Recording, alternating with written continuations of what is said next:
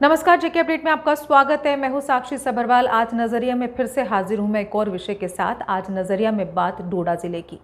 क्या politics, power और ego की भेंट चढ़ रहा है डोडा जिले का विकास और शांति?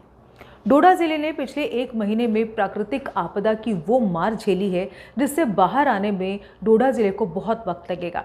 इस प्राकृतिक आपदा में कई लोगों की जानें गई, कईयों ने अपनों को खो दिया, कईयों के घर तबाह हो गए। बर्बादी का मंजर सदियों तक याद रहेगा। प्रशासनिक स्तर पर और राजनीतिक स्तर पर डोडा में ये वक्त इससे उभरने का होना चाहिए था।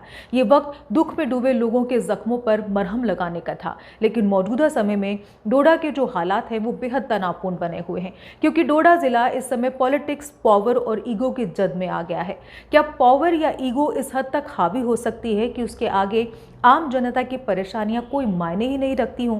विकास तो दूर की बात, इस आपसी खींचतान में आम जनजीवन प्रदर्शनों और सड़कों को बंद करने की भेंट चढ़ गया है। आज डोडा, किश्तवाड़, रामबन आदि कई क्षेत्रों में महराज मलिक के समर्थन में जमकर प्रदर्शन हुए। कल तक ऐसा लग रहा था कि महराज मलिक की छवि धूमिल हो जाएगी, लेकिन हुआ इसके बिल्कुल उलट। महराज मलिक को लेकर भड़का आक्रोश उनकी छवि को और मजबूत करता दिख रहा है। ऐसा लगने लगा है जैसे महराज मलिक को छेड़कर प्रशासन ने उस कहावत को सिद्ध कर दिया है कि सांप के मुंह में छिपकली ना तो निगली जा रही है और ना ही उगली जा रही है। खैर, आपसी खींचतान या ईगो क्लैश के चक्कर में वो स्वास्थ्य केंद्र का काम भी अटक गया, जिसके कारण इस मामले ने तूल पकड़ा था।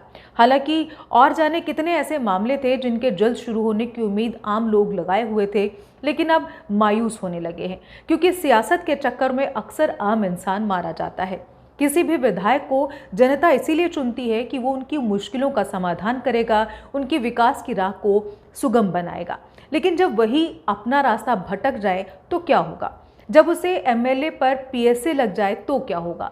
दूसरी ओर एक प्रशासक की भूमिका जिले में कानून और व्यवस्था बनाए रखने, सरकारी नीतियों और कार्यक्रमों को लागू करने, जिले के विकास की निगरानी करने, जनता की समस्याओं का निवारण करने और जिले के वित्तीय मामलों की देखरेख करने की होती है। लेकिन मौजूदा समय में डोडा जिले के हालात कुछ और ही बयां कर रहे हैं। बजाय इसके कि डोडा जिले में विकास तेज रफ्तार पकड़ता, वहां पर तनाव बढ़ने लगा है। और तो और महराज का चर्चा में आना डूबती आम आदमी पार्टी की नैया को पार लगाने जैसा भी साबित हो रहा है। कुल मिलाकर कहें, भले ही महराज मलिक पर पीएसए लगाया गया है, लेकिन अब सवाल ये भी उठ रहा है कि क्या किसी को अपशब्द कहने पर भी पीएसए लग सकता है? क्या किसी को गाली देने पर भी पीएसए लग सकता है? क्या जम्मू कश्मीर में पीएसए का मतलब बदल गया है? आज हर नेता महराज मलिक की भाषा का खंडन कर रहा है, लेकिन साथ ही वो महराज पर लगाए गए पीएसए को गलत करार दे रहा है, क्योंकि किसी को अपशब्द कहने पर पीएसए नहीं लगता है।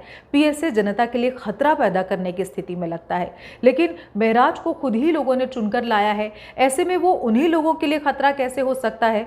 महराज पर पीएसए लगाकर प्रशासन ने महराज मलिक को एक नायक बना दिया है, और उसी नायक से पीएसए हटवाने के लिए आज लोग यहां पुलिस पर पत्थर मार रहे हैं, खुद लाठियां और आंसू गैस के गोले भी झेल रहे हैं।